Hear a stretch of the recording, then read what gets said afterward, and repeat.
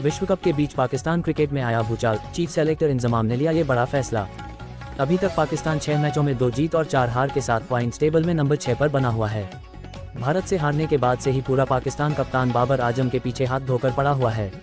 जारी world cup 2023 के बीच ही Pakistani cricket में उठापटक का बड़ा दौर शुरू हो गया है।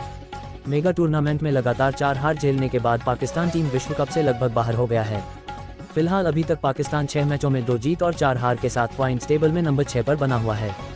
भारत से हारने के बाद से ही पूरा पाकिस्तान कप्तान बाबर आजम के पीछे हाथ धोकर पड़ा हुआ है। वहीं अब चीफ सेलेक्टर इंजमाम उल हक ने बड़ा फैसला लेते हुए अपने पद से इस्तीफा दे दिया है। ये पिछले 3 में दूसरी बार ऐसा हुआ है जब इंजमाम की बतौर चीफ सेलेक्टर की पारी का समापन हो गया।